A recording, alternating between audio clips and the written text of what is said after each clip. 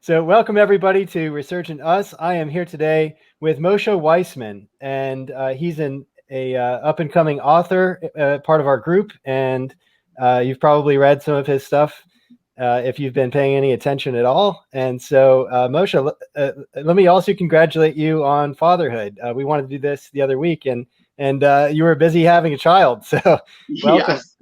Well, first of all, thank you very much. It's been exhausting to say the least, but it's been amazing. But thank you very much. I'm starting to put some of my thoughts on paper recently, and that's why I've actually named my blog just My Thoughts. And I just want to preface by saying, actually, I started my page about a year and change ago, but I only really started putting material out just a short while ago. And it happens to be shortly after I joined the Resurgent Us group. And I remember I saw your post about Medium. I went quick. I was like, you know what? This is it. I'm starting to actually put it out there. I go to Medium, I made an account, got a subscription. And I was trying to find different publications. I was like, you know what? I just want to do my own thing. I don't want to be bound to, especially my political views are I'm in a position where I accept just about everybody. So yeah. I wanted to be able to just write freely and just do my things. And I just went on. I spent a couple days, created my own blog, and now I'm starting to put it out there. And I guess we'll see where it goes. Yeah, I think that's a fantastic approach. If you're part of a large forum like Medium, you're part of something like Resurgent Us or other Facebook groups. You know, if you also have your own private blog that you have sole control over and ownership on, I think that's a really good combination of factors to play with, because you get to cross-pollinate a lot of readership from different sources, and you get to sort of express yourself in different ways in each approach that you do. I don't think you can go wrong as long as you're just trying stuff. It's one of those things where you see what fits for you, and you put it out into the page, and you've been doing that, man. So congratulations on your success with building those writing habits. I think that's where it all starts. Well, thanks. And it's actually difficult. It was especially difficult for me as being, I've no formal education. I grew up, I'm a religious Orthodox Jew. And I grew up, and my main education was Jewish religious studies. Now, obviously in elementary school, we got elementary education, which even that I didn't even completely finish, but I did get an honorary elementary school degree. So I guess I do have some degrees. But I never really got a formal education in whether it was English, mathematics, and especially when you go into history, economics, and things like that. So for me, it's something that I learned. There are mainly two different types of writing, and one is you're writing to put your ideas into the world for other people to either to sway other people or as a way to engage with other people. But then there's an entirely new type of writing, and that's something that I've learned recently, and that is just writing to get your own thoughts together, to sort of clear your head. A lot of times we think about things and we think we fully understand it, and then when we start writing it, and we're like, wait, that doesn't make sense, and wait, that doesn't follow and then you start again, and then by the time you're done, you realize that your position really isn't the same as you thought it was. So that's a new type of writing that I'm starting to get used to, and I'm actually enjoying, because it's helping me clear my head. It's helping me get my thoughts together. So that's amazing. Yeah, I think that's one of the most thrilling experiences to discover that you're wrong. Like if you thought that things were a certain way, and then you realize, wait a minute, it could be like this, and all I have to do is try doing this, or looking at it this way, and that's when you start to get those huge breakthroughs. Like that's when, for me, I thought I had to go back to school, for example. I thought I had to get a master's degree, or I had, there's all these things that I had in my head of like, oh, this has to happen, and this has to happen, and this has to happen. And it's like, well, why don't I just, start doing stuff, and why don't I start writing? Why don't I start putting out podcasts? Why don't I start, build a company? Why don't, just do stuff. Right. And see where it takes me. And I think that's actually going to be, I don't necessarily have, millions of dollars of success to show for it yet or anything like that. I'm just starting out too, but it already feels right. It feels like, it feels like you just have the freedom to explore what is interesting to you and see where it takes you. And so, I know that's the direction that I need to go in my life. And so that's why I made Research in Us. And I'm absolutely thrilled to hear that it had an influence on you as encouraging you to do something like what you're doing right now. 100%. And it's, especially for me, I had this block where I was always like a sort of, you call it like a perfectionist, like where mm-hmm. I would only do something if it was perfect. Like I would only write something or put it out there if it was guaranteed to be true and correct, and nobody would ever show that it's not true, because how can I put a piece out there and then it's not true? Like, what a loser. And right. it makes no sense. It makes absolutely no sense. And it's a mental block. Yeah. It's irrational. And when it came to blogging, until the blog was perfect, every single page and even the copyright is done right, like the correct year, and like it's dumb things. And I slowly started doing like, just go with it. Just put it out there, learn on the fly, and whatever happens, happens. We live once. Yeah, you can't. Time's moving. Time doesn't stop to wait for us to get our shit together. That is the truth. Yeah. Yeah, absolutely. And so, I think that's the best attitude to have. And the way I look at it is as good or as bad as I am at whatever it is that I'm trying, that's the worst I'm ever going to be at it, because I'm only going to get better as a podcaster. I'm only going to get better as a writer. I'm only going to get better as a leader and a speaker, and whatever it is that I do.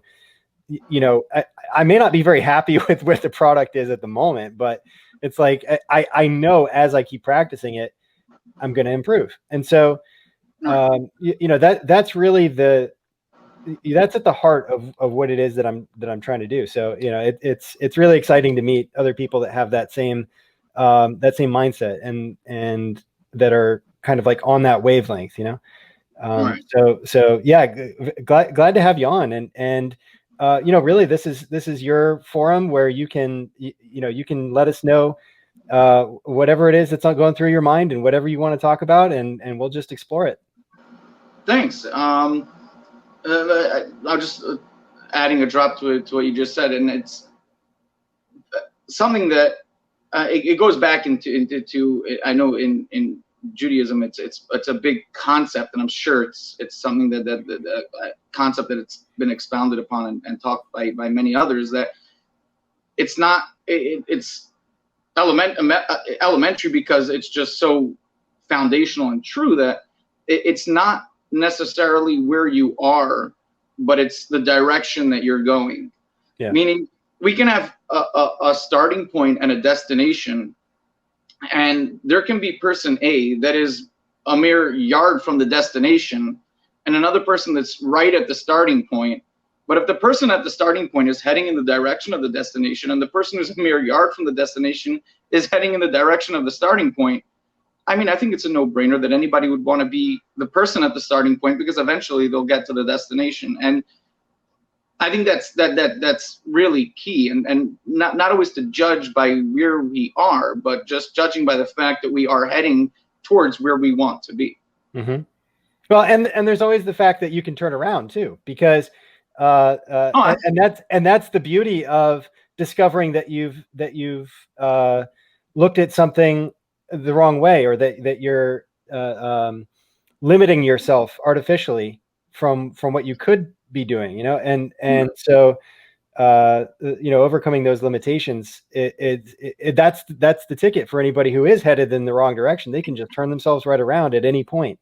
And it's the Absolutely. and it's a but yeah, I take your point though, that it's better to be at least moving yourself forward than it is to just be, we're either growing or we're dying. It's one of those kind of things where Sink or swim. Yeah. yeah, sink or swim. And so if you're not improving and growing, then you notice yourself decaying. And so I think writing it for me especially, that has been my way of processing and focusing and figuring out whether or not I'm headed in the right direction. Because like you were saying, if you're writing things out and you realize, well, wait a minute, this doesn't actually make a lot of sense. I thought this was true, but as I examine it more deeply, these certain things aren't adding up. And I've done that through many times in my life where I realized that I was headed in the wrong direction, or I was doing the wrong thing for what I wanted to achieve, and so it was not going to get me where I wanted to go. And so you do a course correction, you change and grow, and that's what it's all about. So Absolutely. yeah. Now, as far as you mentioned that you had no formal education, but it sounds like, from reading what you've been talking about in the group and the comments that you've been that you've been making, it sounds like you have a lot of interests, though. What are some of the things that really fascinate you? Oh, absolutely. So it started about I'd say about 5 years ago or so. I'd say towards the end of Obama's second term in office. That's when I first started getting my feet wet in politics, obviously not as being a politician, but engaging in political discourse. Again, I was Republican because that's just what I was. I never really put serious thought to it. It made more sense to me. Obviously, there were values of the Republican Party that aligned with my values that I had growing up. And not necessarily, I mean, some of them I would consider good values. Some of them were values that were just values that I had, and not that I put thought into. But then I started reading more into it, and the more I read into it, the more interested I became, and I've become an avid reader. I read daily. I mean, I'm scarcely seen without a book. I've worked my way back to Rousseau and then coming back and Yeah.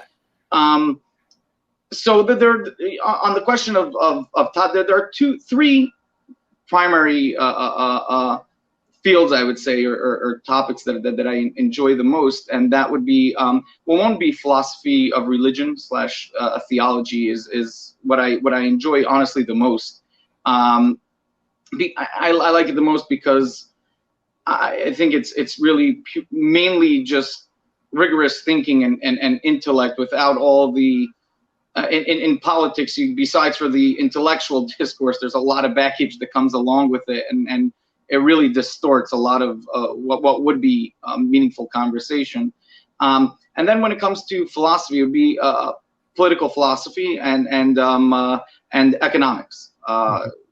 Really philosophy of economics, but economics as well. So those are the areas that I tend to study the most. I try and read books from and articles and works from people on both sides to balance it. I wouldn't say it's 50-50, but I do try to glean as much as I can from the perspective of those that I am tend to disagree with as well, to make sure I'm not just beating up on strawmen. And that's really where I am now. Now I after reading, I've developed my thought. I could be wrong. I accept that I could be wrong in any single one of my positions. But again, I do believe them to be true, because if I did not, I wouldn't hold them. So I do believe them to be accurate. Mm-hmm. And I argue based on what I've read and what I understand. Well, and I appreciate that about you, and I can see that in the way that you communicate in the group, that you're coming from a place of good faith argument where I'm not really so concerned about what a person's particular beliefs are at a particular point in time. I'm more focused, like you were talking about in your example, about what direction that they're going in, and the direction that I think we need to go in is trying to figure things out and trying to be good faith partners with one another as far as the back and forth of, well, here's why I think this, here's why I think that, and coming to not necessarily agreement. I don't necessarily think that we should all agree, because we have different interests and we have different values, but we should at least come to common understandings of why other people feel the way they feel and think the way they think. And I think that level of understanding is the foundational level for being able to achieve respect. And I think if we can achieve respect, I think we could probably restore more harmony and a level of unity in the nation that currently doesn't feel like it exists. And No. so that's part of what I'm hoping to achieve. And that's part of why, even though I have my own leanings and biases, kind of like yourself, I want to welcome everybody from every part of the spectrum, just, wherever you are, as long as you can play nice with others, Right. that's all I care, is try to figure things out with us and discuss what makes sense to you. So, yeah, I'm familiar with some of the authors that probably are, I would say, influential on you, and so for example, Hayek or Thomas Sowell, or some of those. I'm a Hayekian. Yeah. I've read. I mean, I'm never gonna say, even if I live 2 lifetimes, that I've read all Hayek's work, because the amount of work he's produced is, not only in his works and his essays and his article is an enormous amount, but I've read a fair amount of it, and I'm a big. I think he's. I just, when I read his work, I just feel like, hey, this is really sound reasoning, and so yes, Soul's also great. Friedman, and the lights, 100%. They were definitely influential and on the way that I think today, definitely. Yeah, well, and not just on the way you think. I think on the way society thinks. Absolutely. Their impact has been tremendous. The way that society is currently organized, I think, is probably so closely in tune with all of them, because they had a clear vision of what it was that they thought was important, and they were able to articulate it in a profoundly persuasive way. And there are elements of their thesis that I think are exactly right, but I think there's also an evolution of circumstances that transforms what is the ideal situation. So, for example, when we had a more agrarian society, there might have been one way of organizing ourselves that made more sense. And then as we had, technological advance, I think there's, a new set of opportunities, and there's a new set of problems. And then as we advance further into this age, the thing that I'm concerned about is that labor costs are one of the top line items for every organization, and that's the thing that they're trying to cut. And that is, I think there's a missing piece of the economic puzzle, which is that just maximizing shareholder value and trying to maximize productive output. My concern is that it misses the human element of it, where the thing that's getting squeezed, the cost driver that's being minimized is us as consumers, in a sense, because we as workers, we get our income from trading labor, and that's the thing that is being automated away more and more every day. And we can see that, especially in the in the pandemic. There's been cashiers are being replaced with machines and automated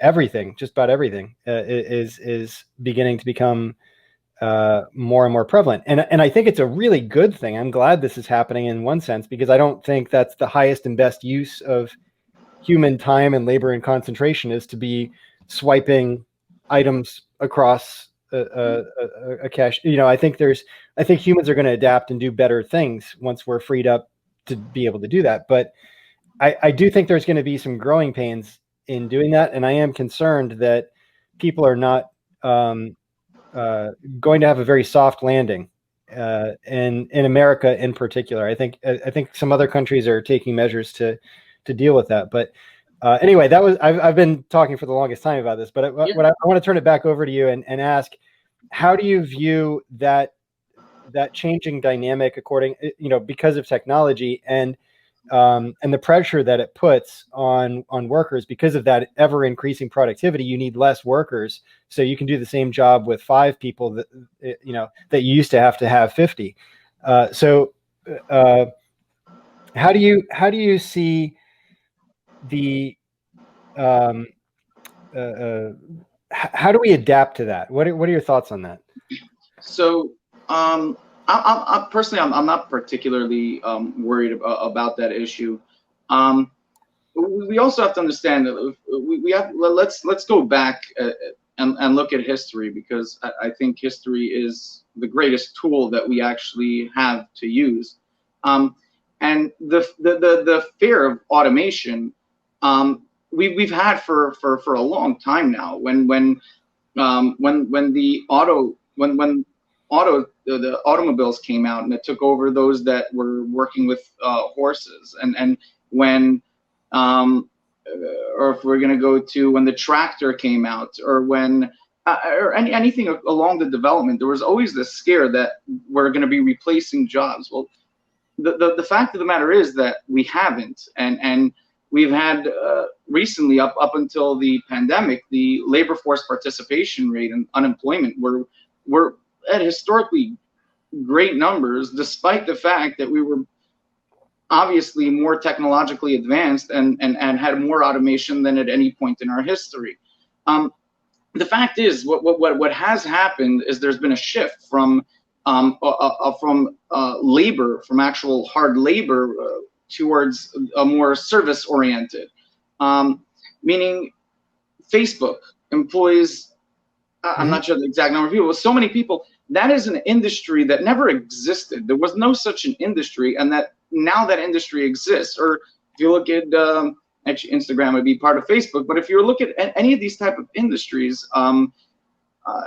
these things were, I'd say, created out of thin air, but they more or less were. And that's what I think we're progressing towards, away from labor and more towards services.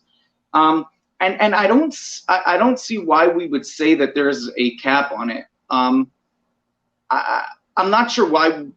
Historically, it hasn't been true.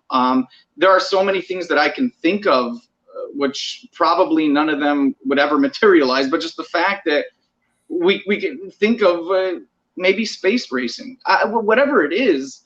But there's I don't see a reason to think that we would reach a point where we have eliminated scarcity, and if we have, if we do ever reach that point, then obviously I would be on board with reforming where we are. But I think by definition we would, if we eliminate scarcity. I think we've reached automatically a state of reformation, because we've eliminated scarcity. So I'm just not particularly bothered. I believe it was I listened to, I think about a year ago, it was a discussion between, I believe, Sam Harris and Ezra Klein on this very discussion, which I thought was a phenomenal discussion. I think each side, with data and sound logic, I believe, put their side forward. But I truly believe that that's not really an issue that we're gonna have to deal with, especially, for sure, not in our lifetime. It's just not something that I believe will happen. I hope you're right.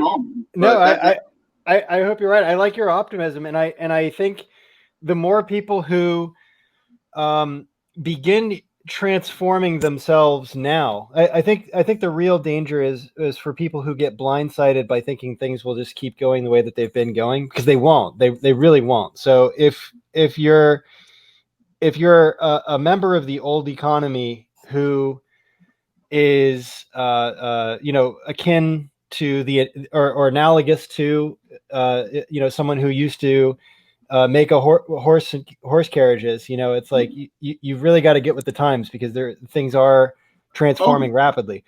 and 100%. and so yeah, that's the worry that I have, because uh people are not people don't actually make their decisions based on what is economically rational. There's certain this is one of the limitations with economic theory, and it always bothered me. I actually studied economics when I was an undergraduate, and uh, the thing that bothered me about it, I didn't really pursue it further. I thought about going for a doctorate in it, because you can't really do much as an economics undergrad. Or I should say you're not necessarily specialized for anything as an economics undergrad.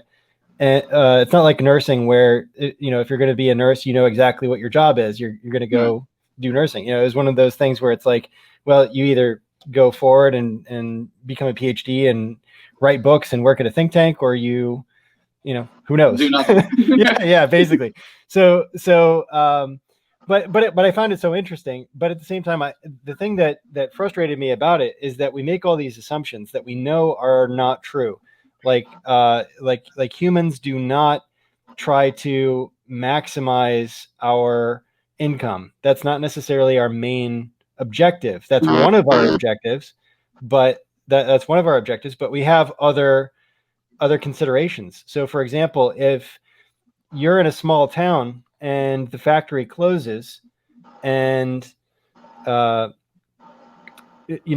jobs are drying up, things are getting bad.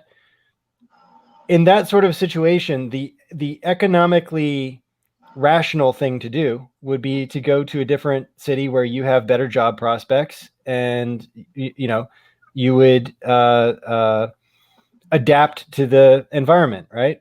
And you would, because there's a job opening over here, this one closed, so it's an obvious thing that you would do. But that's not necessarily what people do, and the reason why is because their entire social network is in that town. That's where they go three generations deep in that town. That's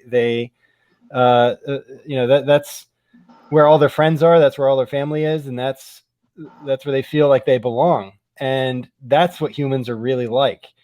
And so instead of adapting in the economically efficient model, instead they just fall apart. And those little towns get filled with depression and drug use and gangs and crime, and just they just go to hell, and we've got that happening all across the country. And it's probably getting worse as things go on during the pandemic. So I am really concerned in the near term. I think in the long term, you're right, in the sense that there is no cap. And I think that as we develop new possibilities and new frontiers, like, for example, the blog that you just created, suppose that you become so successful that there's 100 writers that come and work for you, and they might have been making minimum wage before, but now as a writer for your blog, 10 years from now, or however long it takes for the thing to take off to that level, if you've got lots of writers producing content, you've got advertisers that are paying you, you've got a whole business model that is sustaining itself and prospering and growing. That's like the modern factory. Instead of producing widgets, we're producing content, right? We're producing knowledge, and there is, you're right, there is no cap on it, right? So like I said, in the long run, I am similarly optimistic to how you are. It's just the bridge between where we are right now and where we want to be, that I know human nature. I know enough about it that I don't I don't trust it to be as frictionless as the textbooks assume. The search costs of going out and taking a chance, and of leaving your family behind, and of, we're not successfully maximizing what we could be doing, because those aren't it's not just economics that we're trying to maximize. We have a whole host of interests and things that we care about as humans, and so the machines aren't working for us the way we want them to necessarily. So anyway, these are the things I worry about, and I realize that not everybody necessarily has those same concerns, but I think that those are valid concerns. And it's not just a concern; it's reality. I don't think anybody would. I mean, I don't think anybody should. I don't know if any of them. Sure, people do, because people do just about anything. But mm-hmm. I don't think anybody would deny that reality exists. The question is, what do we do about it? Right. Meaning, are we going to say this technological advance is going to cause this fallout to these people, so therefore we stop the technological advance? Right. So that's really the question. I think if we're going to look at a consequentialist or a utilitarian view, the answer is obviously no. We don't, because in the long run it's beneficial for everybody not to. But even more so, the question is on principle: should we? And I think the answer would be no. But I think to get to the heart of the question, which I think is the real ultimate question, is about those at the bottom and those who cannot take care of themselves. Do we just leave them in the dust and say, guess what? It's working for most people.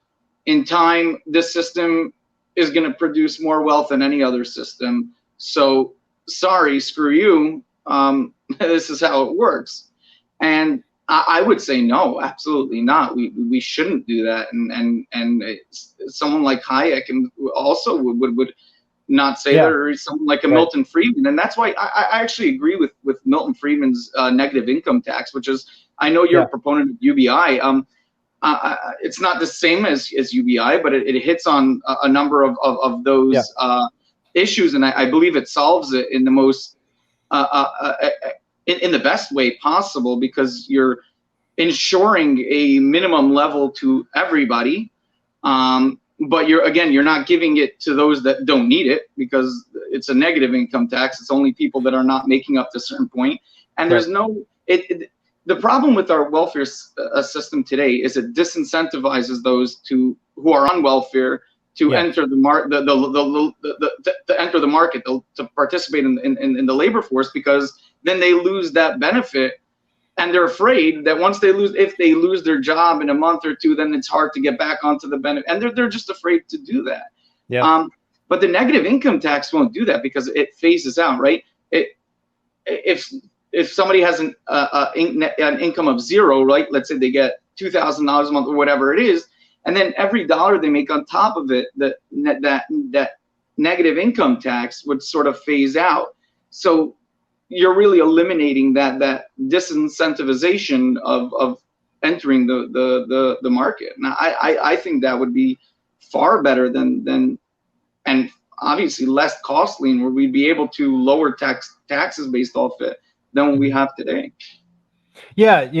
I am very much in favor of both UBI and the negative income tax. I think those are both good ways of solving the problem. Certainly much better than the welfare or the unemployment approach that we're using right now. I wholeheartedly agree with you about the disincentives of and the moral hazard of creating just a dynamic where people are avoiding work so that they can continue to get that higher paying unemployment check. And that is so deranged and dysfunctional.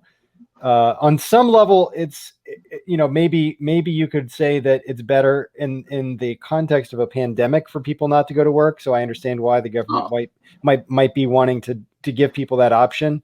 if they would rather stay home, we don't want them losing their homes for them making that choice of, limiting exposure to the disease, especially if they have underlying issues or something like that. You wouldn't want those kind of people that have respiratory issues and Absolutely. or obesity or whatever risk factors they might have. You don't want them exposing themselves unnecessarily. But at the same time, it's just a very complicated situation.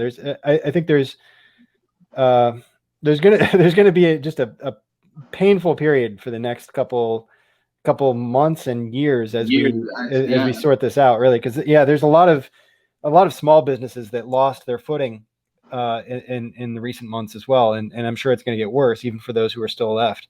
Right. But there are some businesses that are flourishing, which is that's always encouraging, and there are some bright spots, but anyway, I probably should switch topics because I like to be more upbeat and this is not the most upbeat. Yeah, but I just want to, subject, if you don't mind, I just want to touch on one thing, because you brought up the pandemic, and here's what I'm going to say, something that will probably upset those on the right of the aisle. And actually, wrote an article about the face masks. And this is what Richard Epstein, he wrote first. I think he's probably the greatest classical liberal thinker today. He wrote the book, The Classical Liberal Constitution. He wrote it after Hayek wrote the Constitution of Liberty.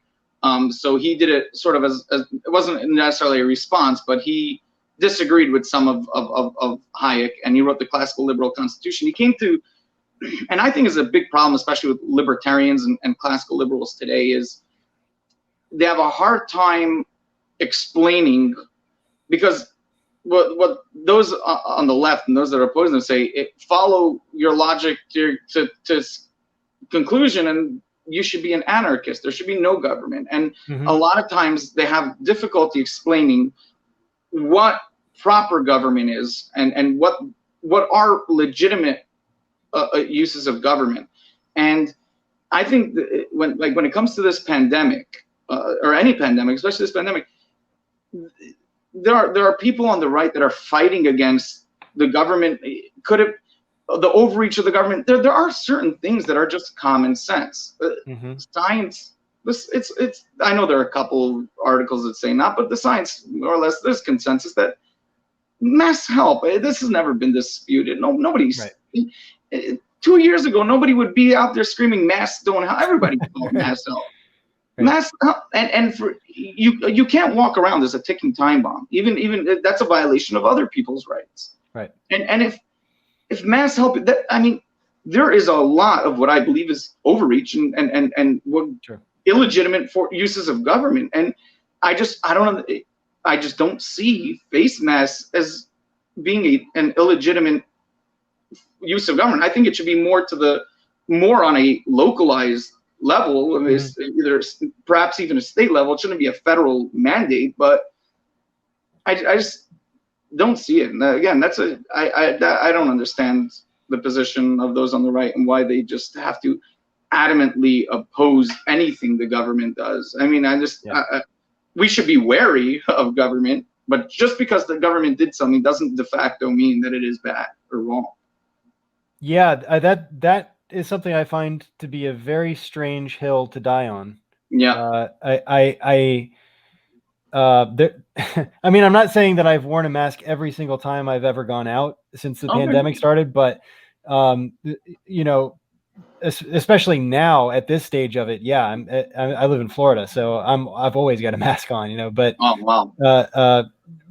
But it's one of those things where I get that people don't like wearing them, and if I go for a jog around my neighborhood or something like that, I'm not going to come in contact with anybody, so I'm not going to be wearing it. But so I do get that it could be exploited by the government and by the police if they just wanted to hassle you for whatever reason, without really having a good reason. But so yeah, you can come across some odd cases here and there of massive overreach, but by and large, yeah, this is this is not an issue that it would be a good idea to politicize. It is like I said, a really strange hill to die on. I agree. Yeah. So how's it in Florida now? I heard that it's starting to hit the curve coming down. Is that true? Yeah, I've seen it starting to slow back down, and people are taking it very, very seriously. Every time I go out, everybody's got a mask, so it's good. And I live in a very, this is a very Trump heavy kind of zone that I exist in my neighborhood, and so it's still it's encouraging to see everybody still wearing masks anyway. So I live in New York City. We got battered brutally. Yeah. We were the first one. On the Jewish community, we got hit the hardest. And actually, the reason why we got hit the hardest, which I truly believe, and I don't think anybody disputes, is we have a holiday called Purim. And that was in, I believe, in February. I believe in the end of February. And what it is it's a holiday where we all go out and we are literally going from one house to the next house and dancing and you're giving gifts to some people. It is, if you wanted to spread a disease, there is no better way than having this holiday, literally. Yeah. But it happened at a point in time before it was being taken. Nobody knew, it was barely being spoken about. It was right at the beginning, and literally a couple weeks after that, that's when we got ravaged. It was in New York, for the most part, takes it seriously. There are numbers. The numbers are practically at zero. There's zero infections, zero deaths. Yeah. We still wear masks because we just got hit so hard. It's just people are just extra cautious. Yeah, it's the kind of thing we'll never forget. I mean, our generation is always going to remember this time to our dying day. Our lives have been changed permanently. Yeah. Which hopefully is many, many years from now, many decades away. But yeah, we will for forever. This is one of those generational touchstones that everyone will remember.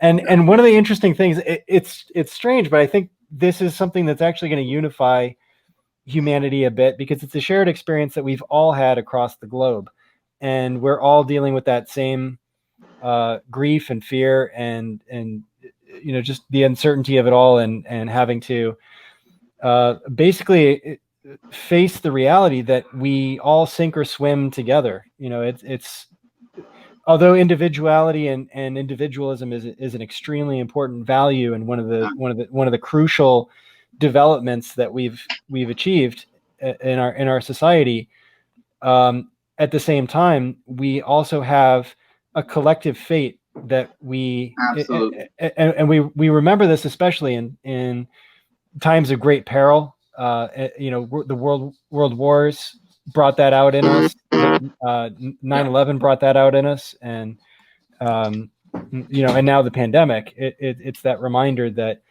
our actions all affect one another, and we have to coordinate those to some degree. And so I think you're right. That's an answer that classical liberals and libertarians have a hard time being able to process, and they don't have a good answer for it because they are so minimalist. And it's hard to know where to draw that. So I got to plug it in. Oh, sure. Yeah, go ahead.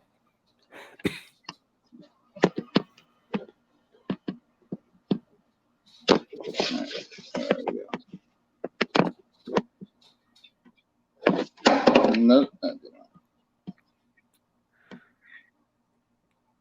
All right, cool. That's actually a better view too. Yeah, I see. It's better orienting it this way. So that's a good. Should we start over? No, this is this actually looks just like it would from a camera on a laptop. So it's this is good. All right, amazing. But I'm glad you brought up your faith, because it sounds like that's a big part of your life, and it always has been. and it still is. So Absolutely. so that's probably another good subject for us to open and unpack a little bit. Sure. I grew up, actually, my dad is a rabbi. I grew up in Toronto, Canada. I'm a dual citizen. So I grew up in a religious Orthodox Jewish home. Went to Jewish, we call it yeshiva schooling. But in my teenage years, I sort of left religion. But it wasn't really an intellectual thought process. It was religion, all religion, but especially Judaism is a very restrictive religion. There are a lot of things that you can't do, and in my mind, I was like, to heck with it. I want to enjoy life. I want to have fun, and I went out and did that for a number of years. But eventually, it was, again, I went out and I had fun. It just didn't really. I didn't feel how I thought I would feel. I felt a void, and I felt there was a yearning within me to connect, and it ultimately brought me back. But it did bring me back to some middle ground, I would say, where first of all, it's not as my belief in God and my faith in Him is, I would say, even stronger than it was. But I don't look at religion in this dogmatic fashion that I used to, where everything religion is great, everything not religion is bad. And I left that, and I've come to some middle ground, and understanding that even religion itself, meaning the things that we do within a religion, not all of it is word of God. A lot of it is passed down from generation to generation, and some of it was because of the times that they were going through, perhaps, or for other reasons, and not to hold on to every single thing in a dogmatic fashion. And I believe that I'm now, I've connected more and with God as I understand Him today than I did at the beginning, and that's why I'm happy where I am right now in as far as my religion. Mm-hmm. So it sounds like that feeling of purpose was a major driver there. If you don't really know why you're doing anything, or you don't really know what your goals are, or you don't really know the purpose behind something, then it's hard to get excited about much of anything, right? Everything's just shallow pleasure at that point. And it, like you said, there's a certain emptiness to that. So so what are some of your current understandings, or maybe I could put it as, what would you want people who aren't very familiar with Judaism to understand about you and to understand about your faith that you think maybe people don't? So when it comes to Judaism, which again, there are other religions, and some that aren't even around anymore, that share some of some similarities with it. But the main thing about it is that we are there's a single God who created this universe and everything within it, and we have a purpose and we have a reason why we're here. And our job is basically to go through life and do the best that we can. We are flawed. We aren't perfect. God didn't make perfect. There would be no reason for God to create perfect things, because God's perfect. Well, He doesn't need any to create more perfect. He created us, and that is the struggle of life. The struggle is battling every single decision to try and do the best thing, to try and be the best person that we can be. And that is really a central point in Judaism. There's a part of tractate that talks about one of Hillel and Shammai. These were the two of the greatest original thinkers in Judaism. And there was a person that came over to them and said, tell me, to explain the entire Bible, Torah, while I'm standing on one leg. So the first rabbi said, okay, fine, that's ridiculous. I had no time. Another rabbi said, okay. And basically what he told him is that it's called Derech Eretz Kadmon Torah, which means you have to, before learning, before anything, you have to have what's called Derech Eretz, proper ethics and treating. Sorry, it was is loving your fellow like yourself. Meaning, he said, teach me your Bible. I'm standing on one leg. His answer was, treat your fellow man like you would yourself. Meaning that he didn't bring down. He didn't say love God, understand God, know God, or any of those things, or keep the Sabbath. The central point is you have to look out for and love other people just like you would yourself. And that's really what it boils down to in Judaism. And the sad part is that's not even something that I truly understood growing up. But now when I'm going back and starting to read more and look into it, that's really the central point of it. And Judaism also has never really been about that we don't accept converts. It's not allowed, really. If somebody wants to convert to Judaism, you're supposed to push them away and tell them not to. We're not looking to make everybody adapt and live how we want them to live. We're just here to do our things. If you think we're wrong, that's fine. We believe that God created this world with a purpose and instructed us to do X, Y, and Z and live a certain way, and we try to do that. Yeah, no, I think a lot of people do that. And as you're talking about some of your,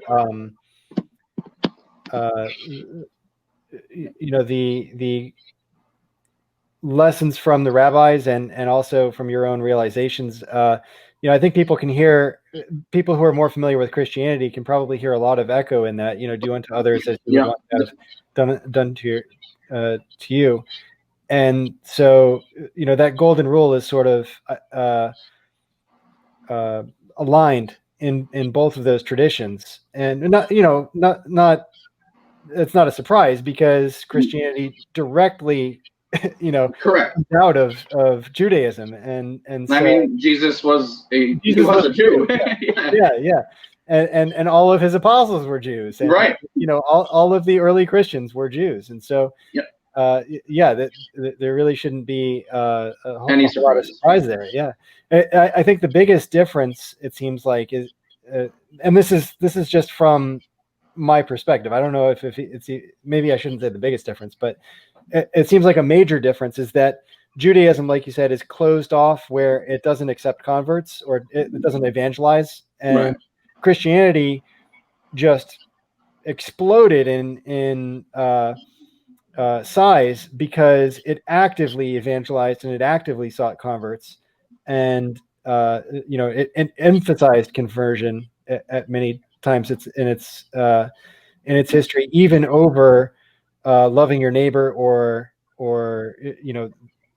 it was almost like you're not being compassionate unless you're converting your neighbor, because hellfire and brimstone awaits them if you don't, unless they right.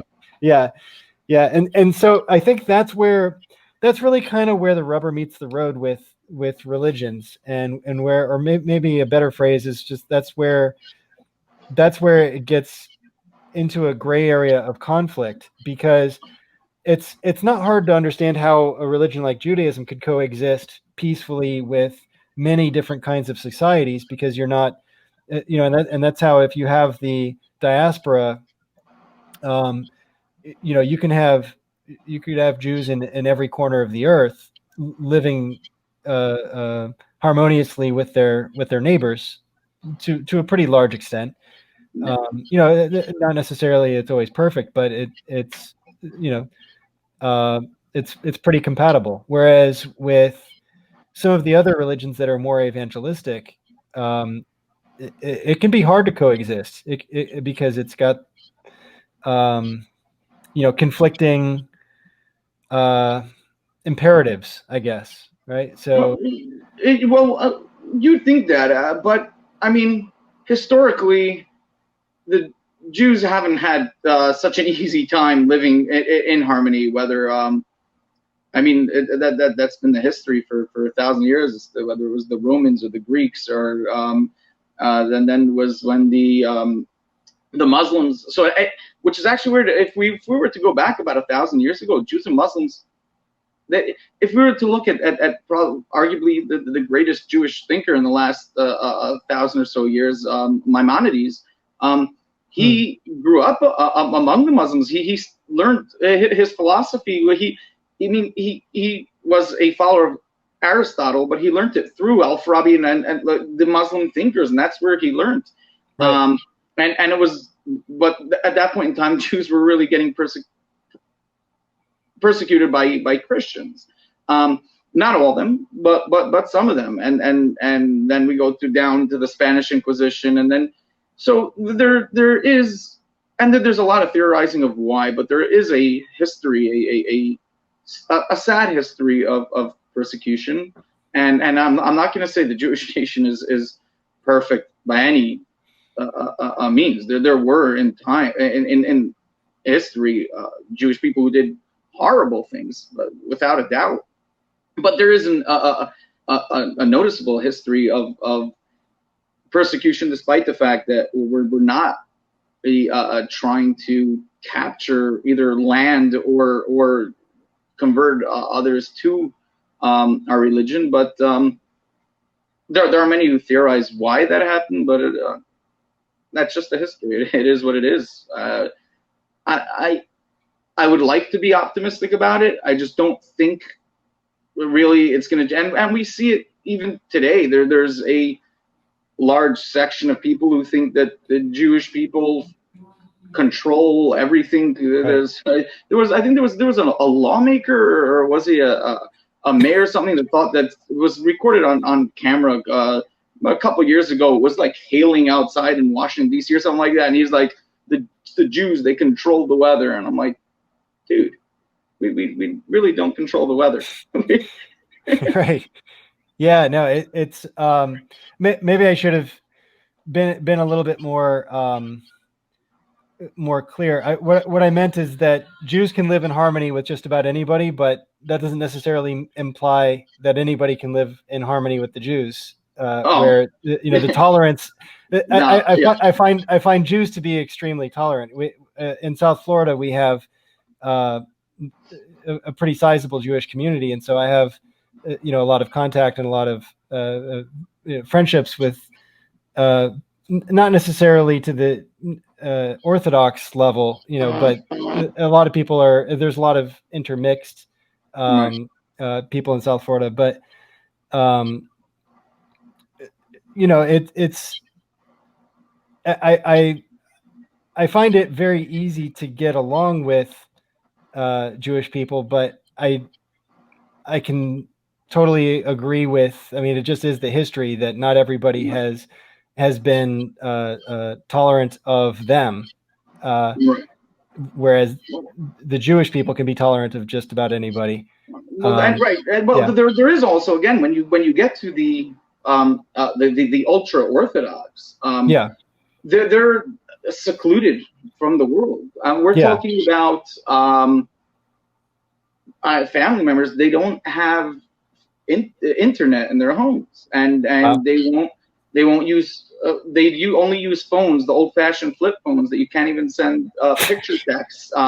And they are completely secluded. There are some that don't even put their glasses on when they walk down the street, for fear that they might see something which is immoral, or see something which is not up to their standards. And this is extremely common in the religious community, and it's their choice. And if they want to seclude themselves from the world, that's up to them. That's fine. I've never seen it bother anybody if somebody wants to seclude themselves from the world. So there is a section of them that just of their own volition just don't want to mingle with the rest of the world, akin to the Amish. Yeah, I was just gonna say that. Yeah, Yeah, that's exactly and what it sounds like. yeah, but it's not that they can't live peacefully with other people. It's just a Mhm. choice that a lifestyle they want to live. If they want to live it, let them. I personally couldn't do it. I grew up that way. It wasn't for me. I didn't feel that was the way that I was Mhm. wanted to live my life, and that's the way that I connected with God. And I didn't feel that's necessarily what He wanted for me. Again, I just didn't connect with that way of living, so I left it. But to people who do feel it, that's their choice. Yeah, yeah, absolutely. Well, at least that's one of the that's one of the beautiful things about the kind of society that we have, where people do get that kind of choice, and we do have those freedoms, and those are definitely something that's uh, worth defending. And it's a scary thing if in the places where people are forced to live a certain way. So you can kind of I grew up as a Jehovah's Witness, just to kind of give a little bit of background about Good. me, and so I'm kind of familiar with that semi-secluded, apart from the world sort of phenomenon, Right. and I, as well as pretty extreme religiosity, as far as strictness on what you can do and what you can't do Right. and all of those things, and I left it as well. It was not something that I left it more for. Um, it was more for like philosophical, theological kind of reasons for me, but Right. um, it also the strictness of it does play into it as well. But it was more of like I would have to believe things that don't seem really believable in order to maintain my affiliation, and so that seemed like too high a price to pay to just not Right. question things, and I'm not going to do Right. that. So yeah, it didn't work for me either. Um, but at the same time, my view of Jehovah's Witnesses, and this goes for Jews as well, is that they're sort of a canary in the coal mine, and you can tell a lot about a society by the way that they treat folks like that. Um, so, for example, with uh, the Jehovah's Witnesses in World War One, they actually sent them to prison for not fighting in the wars, because they're pacifists. They didn't want to. Um, the Jehovah's Witnesses that were in Germany wouldn't sign up and fight, and the Jehovah's Witnesses that were in America wouldn't sign up and fight, and because they're not going to kill each other. That was this the Right. so um, it makes sense in a certain kind of logic, but it doesn't make sense to the society that people with this viewpoint are living in. Yeah, and And yeah. that point that you just brought up is exactly, there's a battle right now. Is so in Israel, Israel has a draft, Hmm. a mandatory draft, which if Israel wants to live to see tomorrow, they have to have a draft, because they're literally an embattled state. They live in a state of war. That's the reality. But there is a section of, I mean, even a lot of the ultra orthodox there uh, go with that mandated draft. But there is a section of them that there's a constant battle in Israel. They're fighting against the state to try and get out of it, and they try to do everything they can, and then some get caught and they get thrown into jail for a couple nights, and it's a constant battle. Again, I would disagree with them to a point, and I think if we were to look historically, and I think if we were to pick, let's say, the Bible, it clearly showed in the Bible there was a mandated draft where it says literally every single person every single male from 20 years and old, I think, until from 20 to 60 or something, 20 to 70 years old, were mandated to draft when the Jewish nation had to go to war. And this is from God. I mean, so I'm not sure why people these days think they're better than God and they know better than Him. But I think if we were to look to that at a time of war and it's necessary, then a person can exclude themselves from everybody else as if they're are no ripple effects and repercussions from their deciding that what they're doing is nobler or more holy. I just disagree. I just never understood that position. Well, I think a big part of it is that not everyone believes in God. And so you talk about the laws that God laid down, and you hold those with, an obvious and understandable kind of reverence, considering the source. But if you don't believe that there even is such an entity to deliver those kind of Well, pronouncements, obviously, then, yeah. Oh, so that's 100%. No, but this yeah. section that I'm addressing, they're ultra orthodox. Oh, These are okay. I see what you're saying. orthodox Jews Yeah. that are refusing the draft, saying that they just want Right. to study all day. And Gotcha. my question to them is, How can God you? told Yeah. everybody, like, do you know better than, like, Right. Because what that's are you their whole studying if thing. not God? Right. Because that's their whole thing. That's their whole. Right. Right. Yeah. I see what you mean. I think it's, from what I've read, it sounds like they just have so much political influence that they've been able to pull that off. But I don't see a good justification for why exactly. But I agree. yeah. But so how is that, that dynamic of secularism and atheism and those kinds of things? Like Sam Harris, for example, uh, he's culturally Jewish, but obviously he doesn't believe in God, and he's made that, I think it's safe to say. Yes. he's made that pretty clear. Yeah. And I think that's probably a pretty fairly common phenomenon in the Jewish community, but maybe I'll let you speak to that. Right. So it happens to be the vast majority of Jewish people are not religious, at all. Most of them they don't even consider being Jewish bearing any significance on their lives. So the difference between Judaism and any other religion. In another religion, either you ascribe to the religion or you don't. Either you accept Christ as Jesus Christ as your savior, you're a Christian. If you don't, you're not. Right. In Judaism, it's not either you accept the God of the Bible, the God of Abraham, Isaac, and Jacob, then you're Jewish, but deny them and then you're not. And that's why Judaism has a different dynamic where it's also sort of a race. It's a race, culture, religion. And so that's why there are so many atheist Jews, which really shows how it's not just a religion. Right.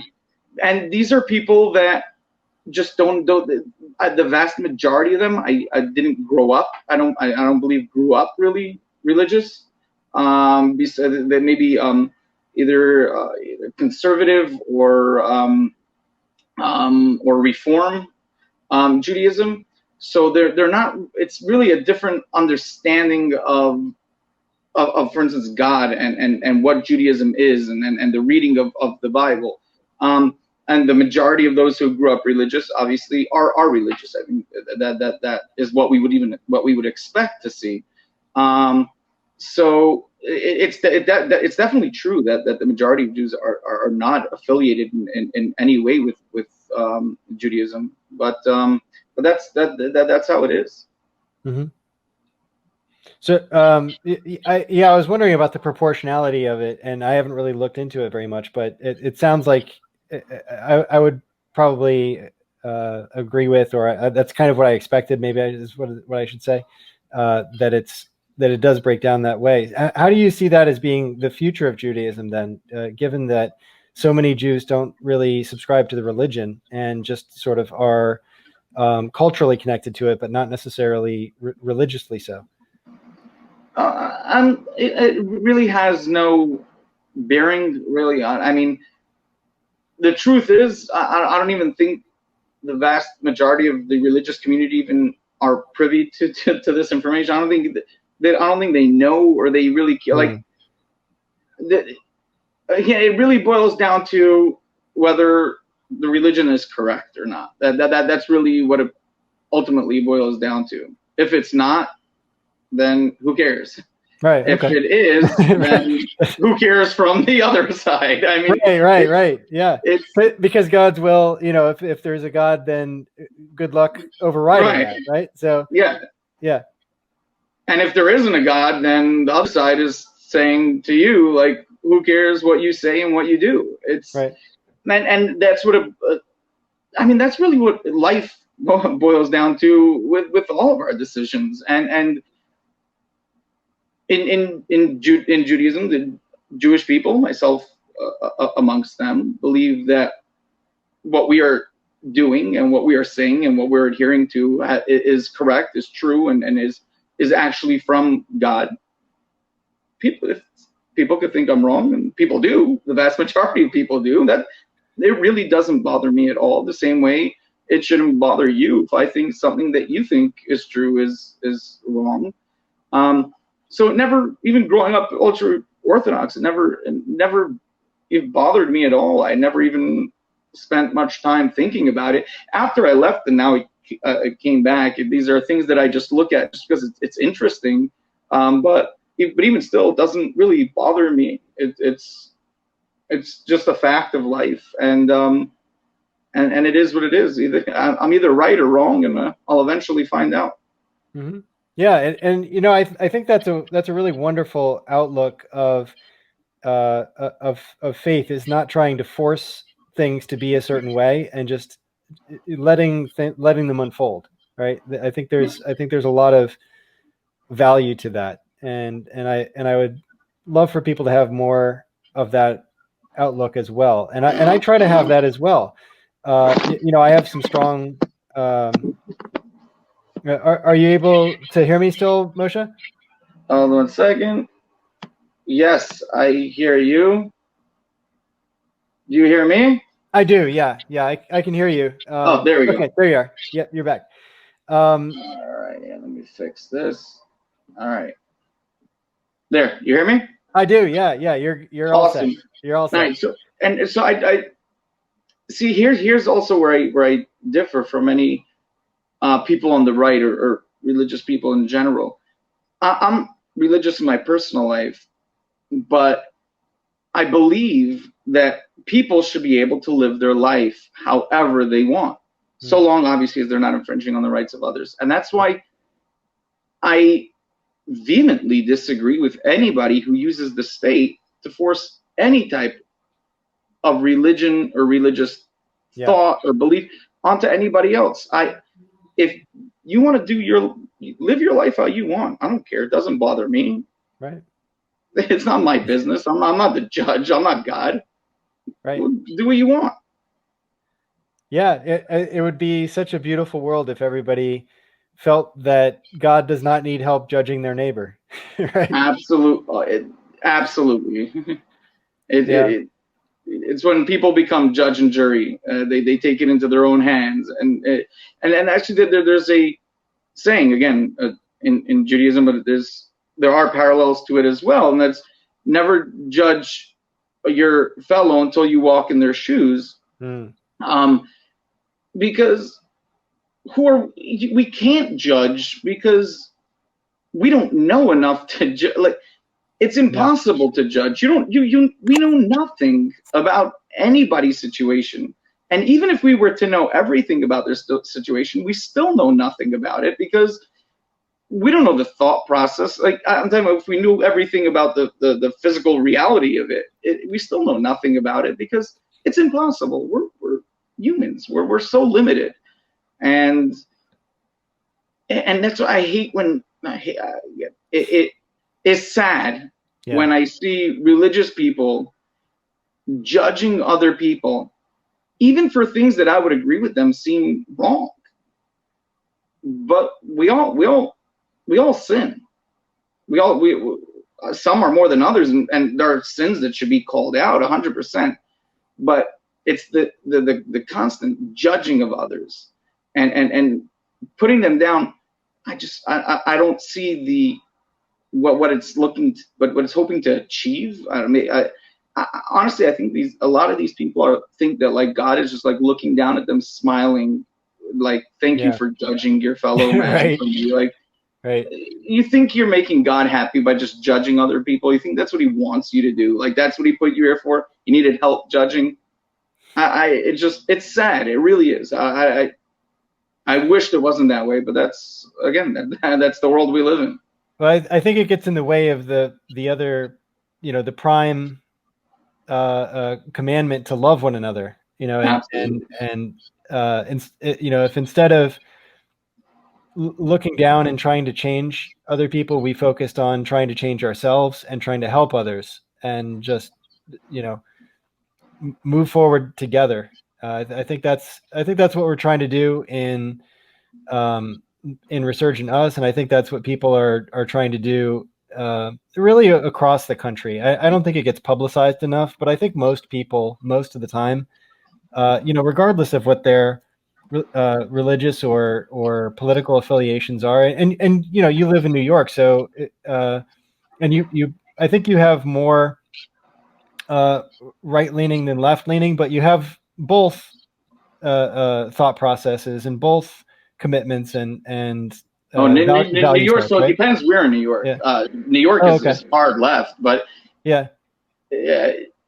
It depends which part. So I live in the Orthodox Jewish community. Happens to be more right than left, but obviously the when you move right outside that, I mean, Right. it's all left. It's a sea of blue. Yes. So, well, and I guess maybe that puts you in an interesting position where you can see things from a variety of different perspectives. I'm sure you have lots of interactions with people who think differently than you do, and Absolutely. it gives you I think a certain sense of tolerance for letting people be who they think they should be, and finding out, and you've been down that path yourself, and I think that's Yeah. that's kind of what we have to do, right? We have to explore and make mistakes and figure out what's important, and that's all part of the process. And so, while it might be good to lend an encouraging word to someone that you see is maybe hurting themselves at the same time, that is part of the process, and so yeah, it's I don't know. It's getting late, so I'm probably just rambling at this point. Jenner's I'm coming like, in. are you You've been going trying to on be this. a You did like bitch? back to back hitters. I love you just so much. you just did another one before this, no? Yeah. Oh, we're on a roll now. It's light speed, baby. We got a warp drive. Yeah, Holy we're having shit. fun. I'm gonna Uh, try to do this every Gold. every week. I'm gonna shoot for Thursday nights. We'll have some interviews with authors. Definitely looking forward to seeing more from you, Moshe, and I appreciate you spending the time with me today. I Definitely. learned some Thanks for things. having me. I hope our audience learned some things, and I'm gonna go ahead and turn it over to you so that you can tell them where to find you, and what you'd like to share. Definitely. All right. So also for anybody who missed at the beginning, I been wanting for a long time to start putting some of my thoughts out there. I actually created so I always wanted to create a blog. I made my Facebook group called Just My Thoughts in January of 2019. The first time I think I uploaded anything on there was September of 2019. And I was just basically just posting links and some of my tweets and things like that. Some of my thoughts while I was delaying actually getting a blog up and running. And over it was so it's almost a year now that I've really been posting on there. It's actually grown to about 11,000 plus followers. Wow. And then when I was on, so I'm not sure how I got to your group on Resurgent Us, but I gotta say, I've been through so many Facebook groups, and I just cannot stand them anymore. It's not enjoyable. You go in there, you post your thought, and everybody's like, "You're racist." Like, be quiet, stop it. I just want to talk with people like normal people. Like, I don't need that. I don't need it in my life. I could get that from other, like, I don't. And so I joined the group, and actually reading the description. The first thing I read is the description. I'm like, all right, this description fits. Let's try it out. And by far the best group I've been on Facebook. Thank you, man. Thank you. And it's amazing. And I think it started getting out of control, a drop, but then It you reeled did. it back in. You realize that there Yeah. has to be some sort of authoritarian ruling in these groups, because if you leave it completely go, you're done, because they'll come. They come. They smell it out. And I think he's trying to say balance. Yep. No, I'm the guy that was like, no, this is not okay. Yep, it's true. This movement needs an asshole. I'm just drunk enough to be like, sure, try me. I don't give a fuck. Try to cancel me, bitch. I'll spin around in my chair and be like, yes, how can I help you?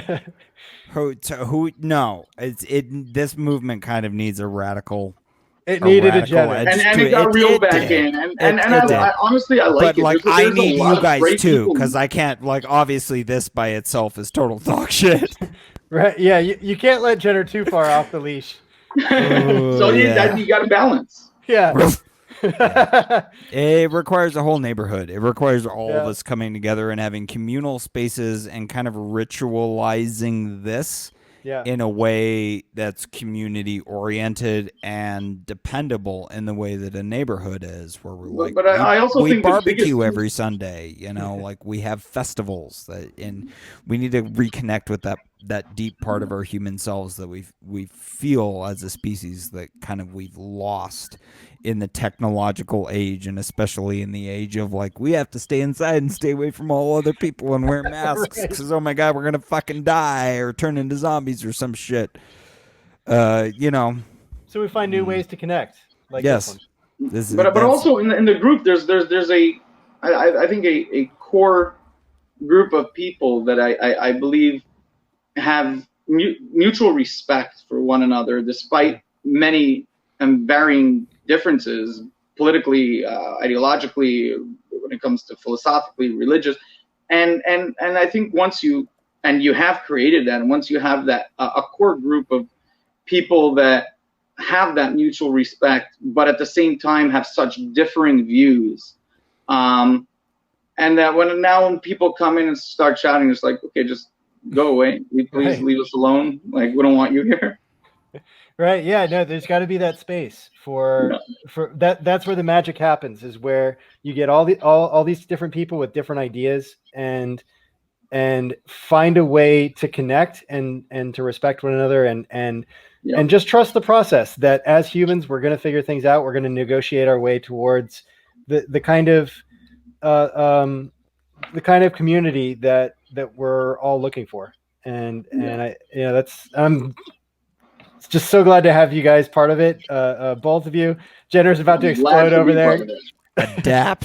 Adapt, survive, motherfuckers. That's why humans took over. That's why we're the dominant species on this planet. That's why 12 motherfuckers walked on the moon. Do you understand what I'm saying? This is our power, our superpower as a species. We should make this an advertisement for Monster Energy. That's right. That's right. That keeps Jenner going. Right? Holy fuck! Yeah, I get wound up on this shit. I get so passionate about it, and I'm just like, I live on Monster Energy. Let's go. So that's me. Humanity first, guys. That's what it always was. Okay. It was that, like, if you're talking to somebody out there in the world across any political or ideological or cultural lines, whatever, what have you, because it would be miraculous if you stumbled upon another person who thought the exact same thing that you did, and oh my God, what kind of a dystopian nightmare would that be if you like ran across some like clones that were just like, yes, this is how we think.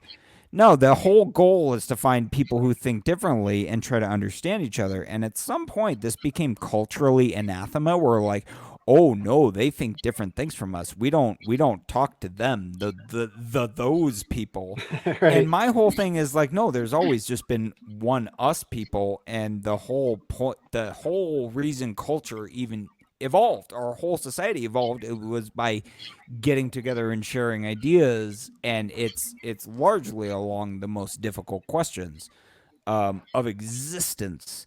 you know, the whole prospects of religion and philosophy are just like humanity's attempt to understand. And science, I think they are kind of three pillars of the same thing, that they're all different ways of trying to understand the same kind of thing. Absolutely. We're all trying to use different languages, but we're all really kind of speaking the same universal language of just trying to understand what the fuck is actually going on here. And it's only by coming together that we actually start to get a clearer view of what that actually is. And so much of our social discourse now is self-segregate, isolate over here in your little ideological bubble. You can't expose yourself. And this is like fundamentalist, like 101. And I don't want to call you out, bro, but like, just so you understand cult mentality, you do not, if they're cast out, you know, like from the chosen, it's just like, no, this is be them to the wilderness or whatever the fuck archaic bullshit they used to dehumanize people and guess them out. It's just like, that's deeply ingrained. This is a deeply human thing that's been with us forever, by the way. We've only had language for like 1,000 or 2 years, maybe, kind of. A little bit longer, but I mean, written like language. in the way that we think have, in the way that what you mean by language. Yes, in the way that we as a species have it now among each other, where we could kind of start to understand, like, oh, you use a different word for that, but we're actually talking about the same thing. That is the number one fucking thing that is causing so much of these problems. And oh my god, if we would just kind of like find the fucking like interdimensional fucking Stargate Rosetta Stone, the universal language of love and compassion, and going like, you're just another one of us. We were very different. That's kind of the point, though. And that's why I like you, is because you're different and you have something that I don't, and maybe I have something that you don't. And oh my god, by sharing those together, isn't that beautiful? I think that point right there is paramount, because meaning I'm only me and not you in how I'm different than you, right? And where we're the same, I'm not me. We're the same. I'm only me in where I'm different from you. Yeah. So that's what should be celebrated, because if not, then what are we celebrating? I think that point right there is paramount, but recognizing that in the same way that I'm different than you, you're different than me, meaning to say there's no, it's not a question of who's better, we're all different, and we're all going through this together. We're all in this for the ride, whether you like it or not. And I think when understanding that we are different and that it's okay to be different, coupled with the fact that I think it's very, very difficult for people to come to terms with being wrong. Yeah. And I think it's more of a phobia or a fear of being wrong. And I'm going to be honest, because it could be I even still have it, but I used to have it so much more. I couldn't be wrong. And if something would show that there was something that I previously held to be wrong, I would frantically search and research to try to show how I was actually right. And that was me a couple of years ago. And it's starting to settle more and more. I wouldn't say I'm perfect. I'm not going to say I love being wrong, but it's starting to, okay, so I was wrong. Next. I'm human. That's life. On to the next topic. It wasn't. I think a lot of it is the meaning that we attach to things, because the phenomena of being wrong before meant that there was great punishment and suffering associated with that, right? And now when you discover that you're wrong about something, there's a certain kind of excitement, because it's like, well, wait a minute, if I was wrong about that, that means that I can tweak this thing, I can approach it differently, and now I'm going to get a different result that's going to be even more exciting than what I've been experiencing up to now. And so I can grow and change and adapt, and that's what it's all about. And I also feel comforted. No, Yeah. like now, but now, if I think that I'm right about something, I think that I'm right because I actually think it's right. Not that I think I'm right because I was able to find someone who said that I was right. Right. You understand the reasons why something works, and then that's much more. And now I sleep peacefully at night. Yeah, exactly. And it's about time that we all did that. It's gonna actually I'm not sleeping anymore after the baby came a couple weeks ago. There's no more sleeping at night. Well, it sounds like it's going to be well worth it, though. Fatherhood, yes. and it's definitely going to be a fun ride, man. Oh, I'm looking forward. Well, that's a happy note for us to end on, I think, and thank you everybody who is listening to this. This has been Moshe Weissman and his blog, Just My Thoughts. Yeah, Just My Thoughts. Just My Thoughts. Check him out. Link in the show notes. And he's on Medium as well. So show some love. Give him some feedback. All right. Thank you so much, guys. Thank you. I really enjoyed it. We should definitely do this again in the future. Absolutely. I would love that. Awesome. Enjoyed it as well. And, all right. Thank you so much. Have a good night, guys. All right. Good night, guys. Take care. I will leave you with the Carl Sagan quote. Jesus. Because it's not even the one I was looking for from The Demon Haunted World. Science is a Candle in the Dark, which is one of the most fantastic books ever written by humans. And it was written by Carl Sagan. He said, our perceptions are fallible. We sometimes see what isn't there. We are prey to optical illusions. Occasionally, we hallucinate. We are error-prone. I almost thought I saw Carl Sagan. So. I'm working on it. Error-prone. I made an error. Who is more humble? The scientist who looks at the universe with an open mind and accepts whatever the universe has to teach us? Or somebody who says everything in this book must be considered the literal truth and never mind the fallibility of all the human beings involved? Amen. Jesus. Amen. Ring the bell, Jenner. Let these people go. It's worth a ding. It's worth a ding. Jesus. Whoa. What a night, right? Let's do this again next week. What a day, man. Whew. This was a supernova in just like the universe of everything that's going on. This was beautiful. And we got to catch up with Fred. See where he's coming. So he's going to be in future episodes.